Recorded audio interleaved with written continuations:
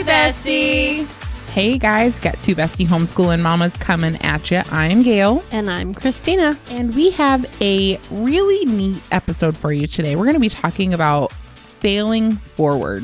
Why we need to let our kids stumble. Mm-hmm. Yeah. Take it off, Chris. All right, so today we're exploring a powerful concept of letting your kids fail. We'll uncover why embracing failure is a gift. It fosters resilience, problem-solving skills, and personal growth. Join us as we discuss practical strategies and real-life stories that highlight how failure can become a stepping stone to success. Mm-hmm. That's a hard concept to wrap your brain around. It is a hard concept, and it's hard for moms, I think, more so than dads. Mm-hmm. Yeah, they're just like, throw some Windex on it and get over it. Right? Versus we want to protect and nurture and help protect our kids from the hard things. But they actually need some of those hard things in order to... And they need it more so when we're around than when they're older and they're not in our protection. Exactly. We could do it in a safe environment to let them fail. Absolutely. We'll talk about that for sure. So let's start off by talking about some reasons why it's important for our kids to stumble. It builds resilience. Facing and overcoming failure helps children develop resilience. They learn to cope with disappointment, adapt to challenges, and persist despite obstacles. This emotional strength is vital for handling future difficulties, both in their personal lives and professional careers. Yes. Right? Mm-hmm. And it's something that we know. We know they need to do this. We know that this is what it will do for them. But again, as moms, it's sometimes hard. Well, and I think for us, it was harder. One, we were latchkey kids. You know, there wasn't as many people around as our families, for me and you, currently are. Like you and I, we went to school, we came home, no one was there, and we just kind of hung out for the next several hours. However, we're trying to do things slightly differently, and so there's always somebody there, right? So we're actually trying to teach our kids how to regulate, and this is part of that. Regulating their emotions, understanding what they're feeling when they fail, and why it's okay, and almost like how to lean into God with those failures. Absolutely. Yeah. Absolutely. So it also encourages problem-solving skills. We've talked about how important that is before. Failure provides a valuable opportunity for problem solving and critical thinking. When children encounter difficulties, they have to analyze what went wrong, adjust their strategy, and try again. This process fosters creativity and resourcefulness, which are essential skills for success. This is something that whether they are at home with you or they are at school, problem-solving skills is something that is a life skill that they need to learn, right? I have one that's really, really good at it, and I have one that was not so good at it. Better now. Sure. But was not for a long time. Well, so. And we all know when we are able to practice something that we get better at it, right? So the more, not that we want them to have trials, but like you said earlier, we want them to have those trials when we're there to assist and guide and, you know, comfort. Right. Not fix it, but to be there to help, right? So the more they get to practice it when they are at home with us, better off they'll be. I think, too, you find that some of your kids have, like, there are some of your kids who inherently have that problem-solving skill in them, and then some that don't. I have one of each, and so it was really hard to get the one that didn't really inherently have that to solve their own problems, and that was very, very hard figuring out how to parent that. So I'm just like, figure it out. Like, you can totally do this, and it was not a thing. It was not a thing. Right. Yep. They're all different. They all get things at different times, and some need more practice than others, for sure. Absolutely. This also promotes growth and learning. Failure often teaches more than success does. It can highlight areas where children need to improve, prompting them to develop new skills and gain a deeper understanding of their strengths and their weaknesses. This growth mindset helps them approach challenges with a positive attitude and a willingness to learn. Which, that last line there is important because oftentimes we think by keeping them from failing, we are protecting their mindset. We are protecting them from feeling like a failure. But really, by letting them fail, we're giving them a better attitude, a better outlook. Mm-hmm. So that's yeah, it's kind of like those of us, i.e. me, who struggle with games and losing. Not competitive. I am. I'm very competitive. Not a very good loser. I've gotten much better in my older age, but I remember flipping several game boards. So obviously I was not taught regulation, obviously, which we are getting into with the therapist. It's fine. It's fine. I'm fine. Little Ross there for you. Yes, I think that's the thing, like letting them fail, showing them how what they're feeling is okay and how to move through that feeling is absolutely imperative, and you got to do it. I know it's hard and sometimes it sucks because it goes on for hours because they're so drama. The kids are so drama, but it's very important that we sit there with them and move through it with them so they know how. Absolutely. So those are just some key points as to why it's important to let them fail. One thing I always share with my kids, and this is pretty applicable for entrepreneurs or innovators, but you oftentimes fail 7 times at something before you succeed at it.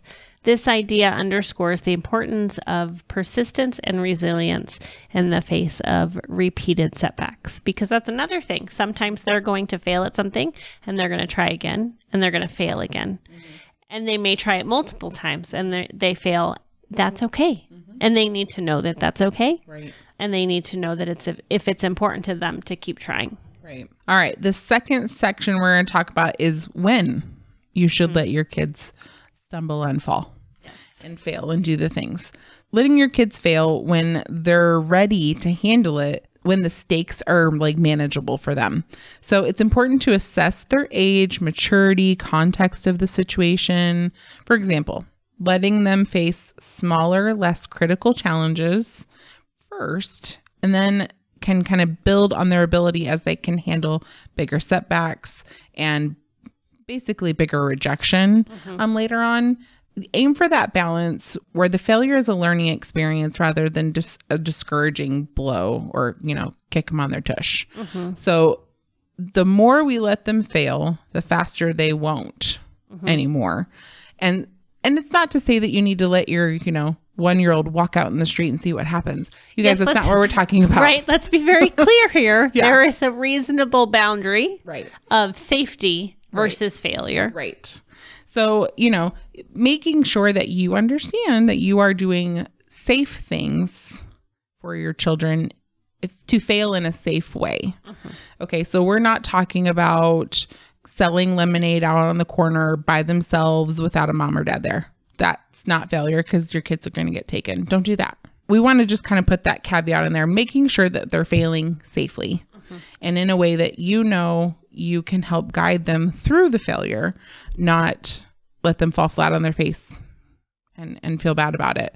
And then it kicks them out of ever trying anything ever again. So let's talk about kind of like schoolwork. If you're a homeschooler, it's a little bit easier to let them fail because they can kind of go at their speed. If they're in traditional school or a traditional school setting, that can be a little bit harder because they're going to have a time frame set on them. And sometimes that stress can be very overwhelming for kids. And hashtag the reason we homeschool, join us. If you are in a public school situation and your kids are failing often, you may want to sit down and ask yourself, are they moving too fast for my kid? Because they're that child that needs that little bit of extra movement in their day, in their learning, or are they trying to go faster than they're willing to go? Or is something going on in the school system that isn't allowing them to have a cohesive learning system? And you have to figure out why they're failing, right? Because you're not there. So you got to figure that out. Homeschooling may be an option for you if that's the case, because remember, homeschooling brings freedom. And so if you're having failure in schoolwork that you can't figure out, you got to figure out why they're failing. And what is the problem? Friendship issues. Oh, Lord Jesus in heaven. This is a issue that I wish. So I let our oldest find friends, upper elementary, junior high area that I probably should have nipped in the bud, right? There comes a point where it's bad for them. Like, it's bad for their brain. It's bad for their development. It's just bad influence. And I didn't nip it in the bud as soon as I should have. And so there was some bad influences that happened in her life. And I wish that I had been more assertive with that failing part. There is a balance of letting them fail and then letting it get too far. Absolutely. Teenagers are teenagers, and there are going to be things that they in these friendships that they have to learn to navigate, right? But then there's a point where you as the parent, like you said, you just know. So if it gets too far, that's when it's okay. That you will know when it's time to step in. What we're talking about with the not failing is not to step in too soon. Right. Let them navigate a little bit of that. Okay, is this the right friend for me? Are they a good influence? Am I a good influence? Let them navigate that, but keep a close eye on it. So when it does become too much, you can, set those boundaries. And it's okay to say, you know what, we need to step away from this friendship. It's something that you're going to have to teach them, that as adults, you kind of have to do the same thing. There was a time in my life where I had a group of friends that, as a grown-up, that I didn't think were bringing positive value to my life. And so I had to step away from that group. And it was hard to do because I enjoyed the time I spent mostly, but realized that I was changing quite a bit in a direction that was not godly. And so you kind of have to do the same thing with your kids. And as a parent, it's okay to do that. You're not there to be their friend, guys. And letting them fail in a way that is going to have them on their face at some point in the next few months or year with their friends, it's okay to say, you know what, we got to step away from this friendship. And they're going to hate you for it. And that's okay too. It is. And I think having that open communication too, where you're explaining why, okay, these things are the red flags. These are the warning signs. These are the things that we want to be aware of and that we want to listen to God on. Yeah. So making sure that balancing, again, it's all balance when you watch them fail. It is. Fail or fall. Yep. Businesses. Teenagers have businesses, especially nowadays. Jobs. So our daughter had a job, and she also ran her own earring business on Instagram, right? Once she turned, I think she was 18 by that point. We didn't let her have social media before she was 18. So pretty sure she didn't have that beforehand. But the businesses, and your oldest has a business as well. Yes. Yeah. Yes, she does. No social media, though. No social media. So that's the thing. Like, how do we... Well, and my 7-year-old has a business. It's very tiny, but it's a little tiny soap business. Mostly we're his customers. But letting them learn how to build that business and letting them fail as kids is okay too, because then they understand, oh, okay, I'm going to try again. And if they have something they want to try, let them do it, guys. Even if you're like, that's probably not going to go well. When they do ask to do that lemonade stand in the middle of winter and you're like, I don't think this is going to go well for you. Right. Maybe we could pivot. What? Let's talk about what you could do instead. Or they're really insistent. Okay, go put out a lemonade stand. Let's see how that goes. Yeah. I'm going to sit there with my personal heater. It's going to be fine. Right? Although we're talking about that as if we live somewhere where it's snowing, and we don't. That's true. It's like 75 in Lemonade in Arizona. It's fine in the winter. Cooking is another failure point that is a good balance, and it needs to be age appropriate. Sometimes the Jell-O doesn't come out when they're like 3. You're like, I really want to make Jell-O. Okay, but they're not like old enough to let it heat up, like get the water hot enough to melt and do the things, because they're so impatient, right? Between 3 and 6 or whatever, and they're needing Jell-O in their life. So it's okay to let the Jell-O be. Yep. The box is 59 cents. Well, probably now like $1.50, but whatever. But letting them fail on the cooking, but making sure that you're kind of close-ish by, and making sure the cooking is appropriate. It's okay if they burn stuff, guys. Have the Pizza Hut on speed dial or something. Yep. Have a freezer pizza ready to go if you know your kids are going to try and cook for you or whatever. It's okay to let them fail while they're learning how to cook. It's the only way they're going to learn what works and what doesn't work.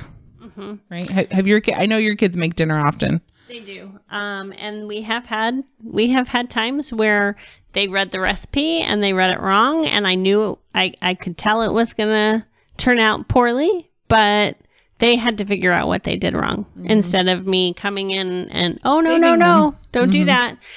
Don't get me wrong. I want to stop them from messing up the recipe. And sometimes it's okay to, help out here and there, but it really does so much for their abilities when they go, oh, shoot, I read that as a cup when it's really a cup and a half. Right? Or whatever. Right. Whatever the mistake is. Well, and if they're cooking and they ask your opinion, hey, this doesn't look right. Before I move forward, can you help me figure this out? That would be okay. Absolutely. Right? In my experience, at least with mine, they don't they don't do that. Most kids don't. I'm giving an example of, it would be fabulous. Right, if they would do it. Right? Fabulous. Well, but they'll figure it out. But you just want to make sure it's age appropriate and that you're there kind of helping if needed. They make that mistake, though. They mess up They won't do it again. They won't do it again. The next time they make that same recipe, it will be right and it will be fabulous and it will stick in their brain because they've done it firsthand instead of us coming in and saving the day, and then the next time they try to make it on their own, they make the same mistake. Yeah, for sure. It may be messy. It may not turn out right. Yeah. But it will teach them a whole lot. Yeah. Another one here is games. Okay. Yeah. I'm not so good at those. She's a little competitive. Yeah. I think we talked about that just a minute ago. But, yeah. So... do not let your kids win. Don't let them win. I don't let Corey win at anything. Don't let them win. And it's hard sometimes when you look at their cute little sweet faces. No. And you're like, oh, if I play this card, I will win. And then they will be sad. And so I just keep the card. Don't do it. No. I've won like 8 times in a row. And Corey goes, I'm going to get it this next time. And we play again. And he usually does. And it's like usually Uno or Candyland, or we have this color snail race game that he likes to play. But he for sure has to keep going until he wins. Yep. Or I'll be like, hey, but Mom's got to do something. We got to only play one more time. So, and it's okay to let them end on a fail. It really is. It does so much for them learning that rejection is okay and learning how to be a good sport. Yes. A good sport. Because when they're on that soccer team and they're not the only one able to make scores or whatever, or, maybe they're not bend it like Beckham. And so, and they're going to lose, right? You say, you know what, but that's okay. It was a team effort. You guys did the best that you could do. You're going to practice again this day and we're going to try again next week. And too many kids nowadays, unfortunately, are given a participation award for everything. And I mean, even the soccer we play, you get a little thing at the end of the year. He's probably got about 7 of them at this point. But whether you win or not, you get a little medal thing. But they do keep score, right? And so he knows. He goes, we won today. We didn't win today, Mom. And then, when we go into the playoffs or whatever for the end of the thing, if we play more times, he's like, so we're winning then. And I was like, we are. It's definitely a thing. Okay, so also with sports, I have to say, parents, if they don't win, don't harp on your kids. Please don't. I have watched it happen with people in my family. And those poor kids are so deflated. Instead of just saying to your kids, hey, you lost, but you know what? You guys played such a good game. Now, don't inflate their ego. Don't be condescending. But just say, you played such a good game. I saw how hard you worked. What does the coach want you guys to work on this week? How can I help? If you need to go out and do some extra shooting with them, go out and do some extra shooting with them. Ask how you can help. Don't tell them what they did wrong. Let the coach do that when they're in practice. And we have been in the spot where We lost every single game the entire season for 2 seasons in a row. And that is hard. That is hard for you to sit and watch. It is hard for the kids, and you see them, each game, they but you can take, the way you respond to that as the parent will make all the difference for whether or not your kid chooses to have fun or whether they start getting grumbly about it and not having fun and not enjoying it and not wanting to play anymore. Yeah. Like, okay, yes, sometimes things happen and maybe you have a bad coach or maybe you have a bad call with a ref, whatever. Those things are going to happen. Yeah. But the way you as the parent, they're watching you. So the way you as the parent respond makes all the difference. Well, and that means, too, yelling at the ref or yelling at the other coach or yelling at the other kids. Like, don't do it, guys. They're watching you, every single thing you're doing. And so whether they're failing or not, you're going to allow them to fail. But how you respond to that fail is going to make a huge difference in their life. Yeah. So, I just caution you, please don't be the mean coach on the side as the parent. Just love your kids. Ask them how you can help them feel more confident for next week. Absolutely. Or whatever. I think one thing to keep in mind in those situations is during the game, focus on what they did well. And then during the practice, you can enter tips and, hey, maybe let's try working on, let the coach coach. But then, you can say, hey, let's work on this week. Before the game on Saturday or whatever. Exactly. But save the excitement and the things that they did well for the games. Yeah. For game day, for sure. I can think of like when Mackenzie was small and she wanted to competitive swim. We did it with the city before she did it with high school.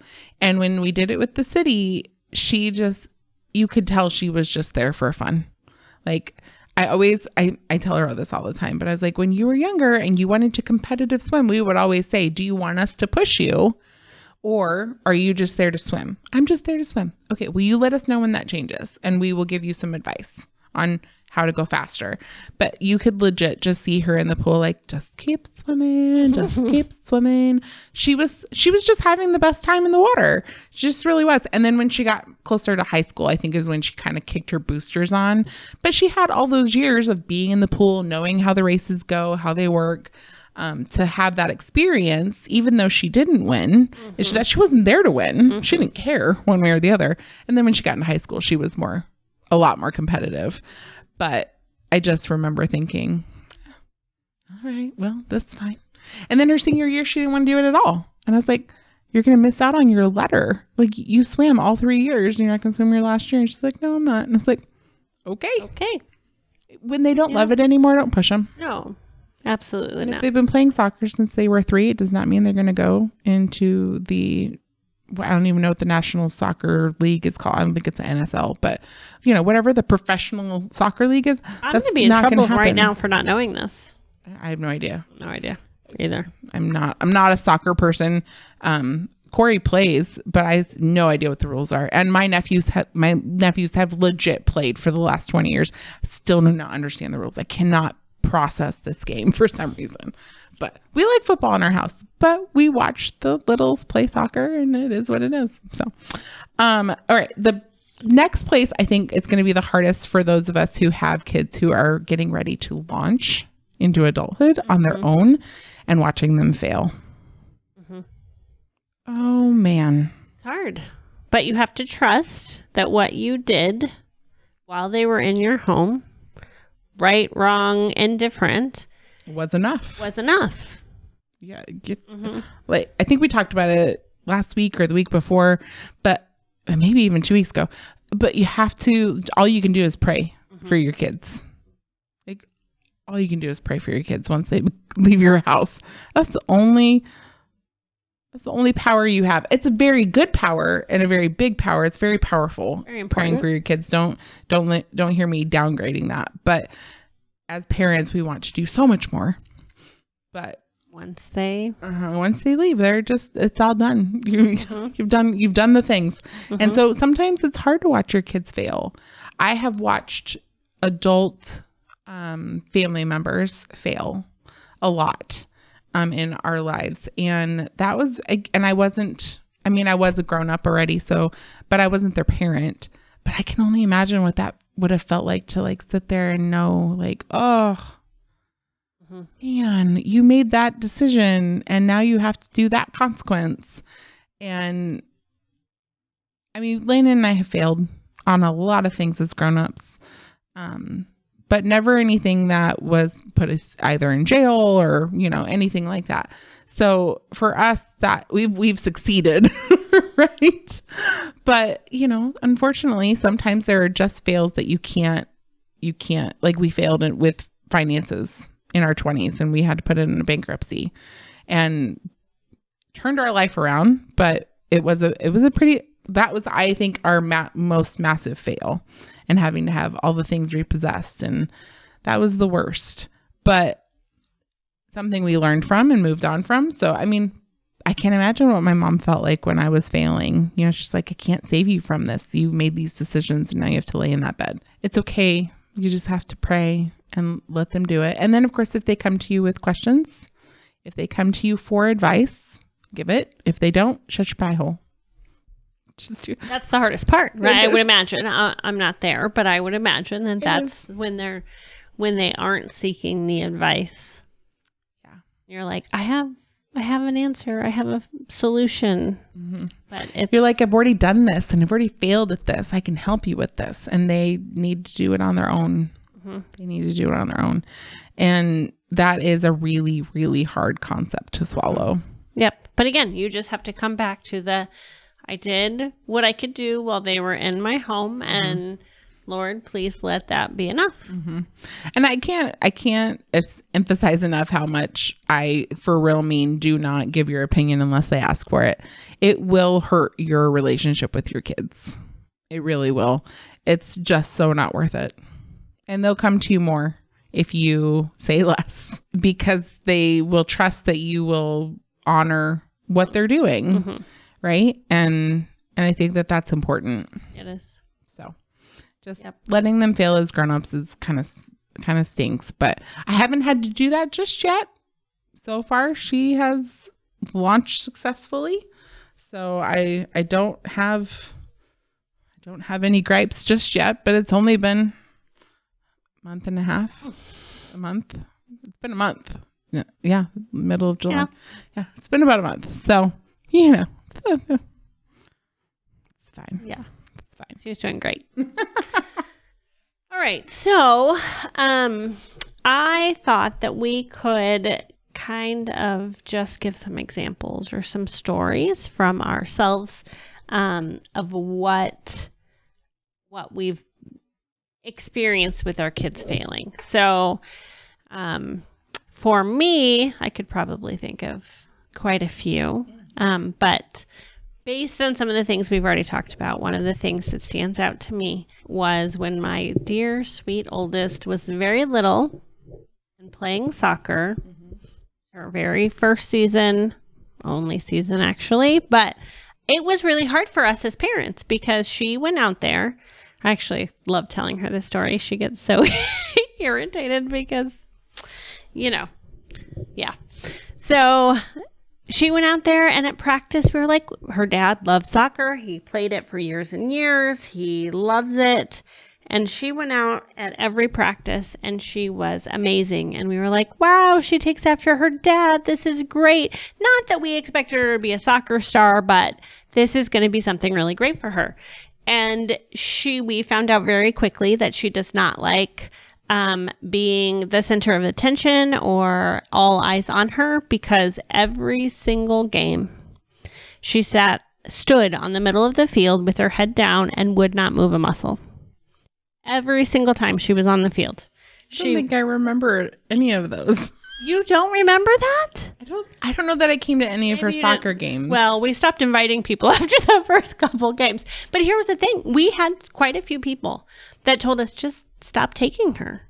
And it was like, no, she said she wanted to play. We made this commitment. We paid for it. We got her all the things. She does great at practice, and she needs this chance to, one, know that you don't quit when things are hard, and two, to have the opportunity to step out of that comfort zone. And she didn't. She did not play a single game where she kicked the ball at all. Every single practice, she was fabulous. It's like a whole different kid. And in that, we learned a whole lot about her, and that she does not like to be the center of attention. She is almost 16, and just now is starting to, she participated in theater last year for the first time. There have been opportunity after opportunity where she was given the chance to, hey, do you want to do this or that? Nope, I don't want eyes on me. You know, so... Well, and now she's leading other teens in certain things. Now she's leading. We found a sport that she does love, and I really think that helped with her confidence and so forth. But if we would have just said, okay, this isn't your thing, we will stop coming, and just not attended the rest of the season, she would have learned that it was okay to quit. It was miserable sitting out there on the soccer field for however 12 games, 9, 12 whatever weeks. It is, 12 weeks. It wasn't fun for us. It wasn't fun for her. But in all of it, she learned a valuable lesson. Yeah. So, you know, here she is, and she's able to do things that she enjoys. It did take her a while. I remember she's always been kind of the wallflower girl. Yes, she's always been shy. Yes, definitely. But she knows that when you make a commitment, you're gonna follow through. Follow. It's okay if you don't like something. It's okay if you decide this isn't for me and I want to try something else. But when you've made a commitment, you got to finish out the commitment before. Yeah. So that really was early on in our parenting, but one of those, it was really hard to sit there. That was the short haircut. Oh, when she played that soccer. Yeah. I remember now. Yeah. Yeah, when she cut off her pigtail. Yep. Oh, I had to give this girl... She failed this time. This is another girl. I'm so glad you said that. I'm gonna throw this one in there. Same kid. This girl. Picture my cute little 5-year-old with pigtails, long hair. I don't even think she was 5. I think she was like 3.5 or 4. 3.5 or 4. Yeah, well, she was small. playing soccer, so she had to have been 4. Yeah, at least 4. Yeah. Okay. So she's just tiny in general, but yeah. I called up Miss Gail in a complete panic one day. And I don't remember what I said to you besides the fact that she cut off her hair and I needed Gail to come fix it because I certainly didn't know how to fix it. But she cut off an entire pigtail. So half of her hair was super short. And Gail came and Gail fixed it, and it was so stinking cute. But it was, we told everybody, you can comment that her hair has been cut, but please do not tell her how cute it is, even though it's cute, because we didn't want her to have that, oh, well, look, I cut my hair, and everyone now thinks it's cute. So, you know, our friends at our Bible study group or at church or, you know, in the neighborhood would say, oh, Victoria, what happened to your long hair? Or she had really long hair, you guys. Really long hair. And this girl didn't grow hair until she was over almost 2. Oh, yeah. She was bald for a long time. She was bald for a really long time. So the fact that she had such long hair by the time she was 4 was crazy. And it was like down to her middle of her back. Now, granted, she was tiny, so, you know, but it's still long. And Christina gives me this phone call, and I get over there, and it is a choppy mess, and I had to give her almost like a bowl cut. Yeah. It was a little bob to her ears. Yeah, it was a bob to her ears, and so, oh man. But I can see the soccer picture with her hair short, and that's why it made me think of like, oh, she was little. Yeah.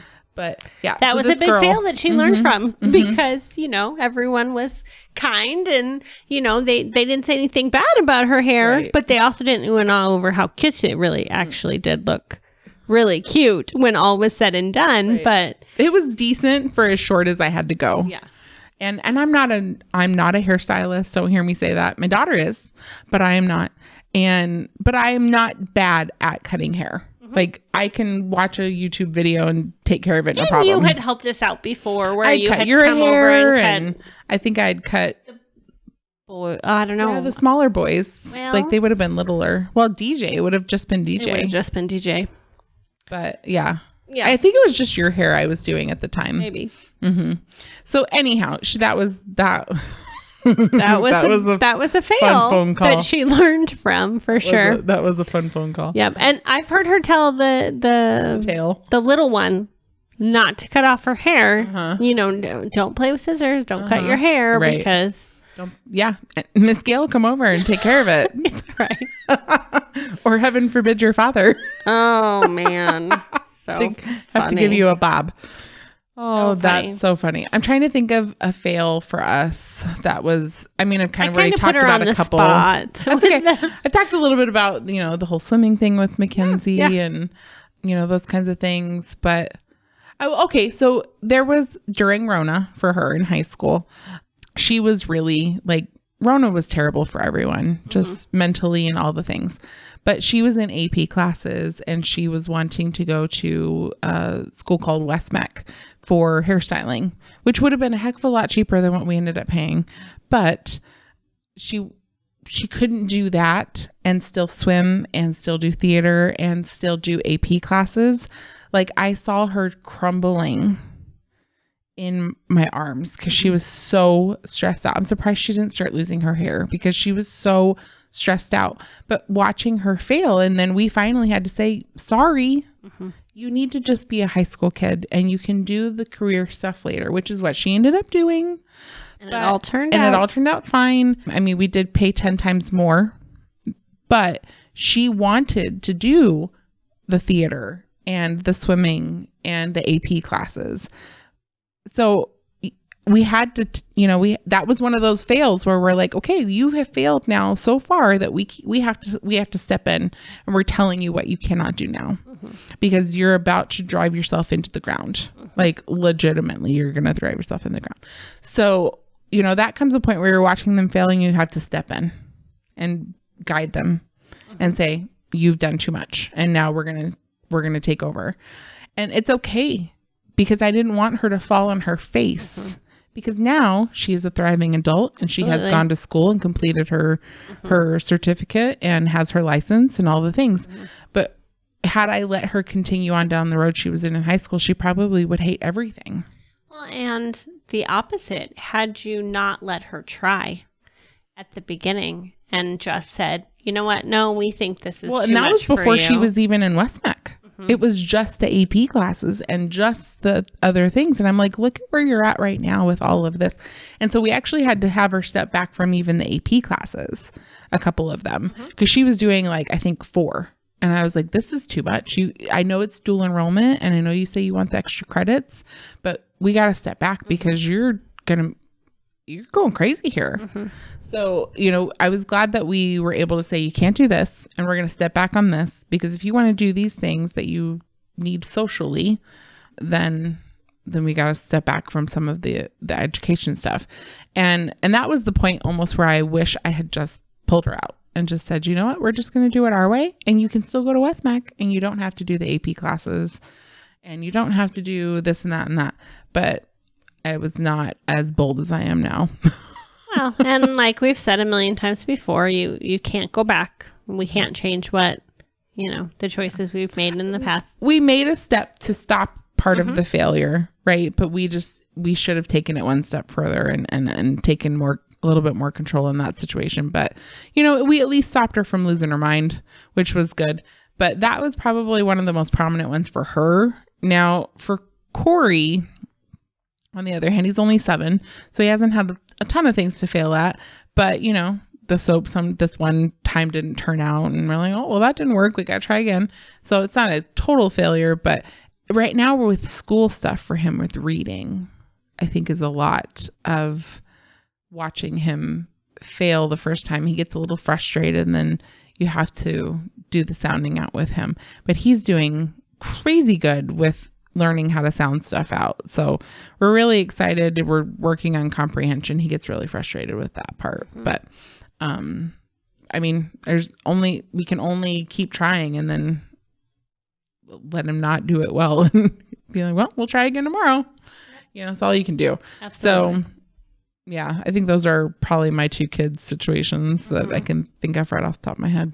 I'm sure we have plenty more that we sure could we think do. of. I thought of one other, and that is, we've talked about before that our kids participate in an entrepreneur fair every year. They've all done it for as many years as they have been able to. But a couple times we've had where our kids would pick a product to make and sell that we're like, is this going to work out the way you think it's going to? And, sometimes it does and it's great. And other times it's like, oh, well, that cost me a lot more money. So I didn't really make as much as I thought I would. Or, oh, this was great this year, but now everybody has one and they don't need it, the next year. And so maybe I should have picked something different. So there's been a little bit of trial and error with that. And just watching them kind of process through those things has been really, they remember. They remember the next year, okay, I need to think about, is this going to be cost effective? I need to think about, is this something that is going to be consumable or something that people are going to want to buy multiple times in a row? So, that it sticks with them when it doesn't work out the way they expect it to the first time. Yeah.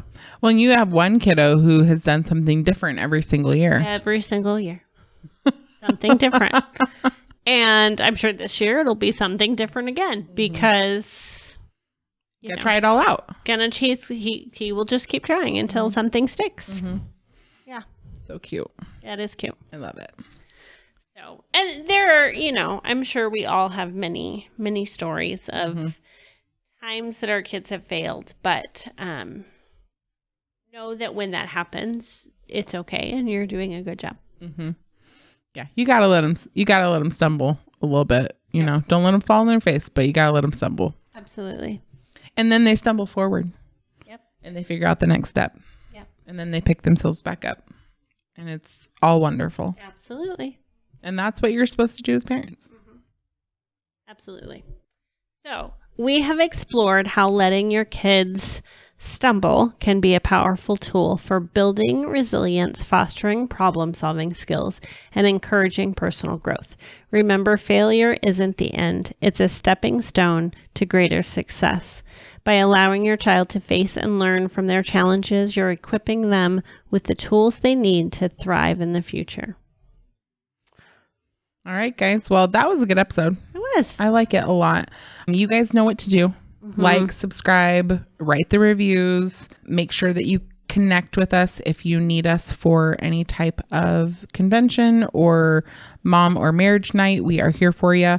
And please, please, please share these episodes with your people because that is how it gets out there. Yes, ma'am. All right. I think Christina's going to pray us out. I am. All right. All right. Dear Heavenly Father, thank you so much for giving us the words to share tonight. Thank you for giving us the children to teach and love and nurture and help us to let them stumble when they need to stumble. In all things, help them to seek you, help us to seek you, and just bring us closer to you in all that we do. Pray this in your holy name. Amen. Amen. All right, guys. We'll see you next week. Bye. Hey, bestie.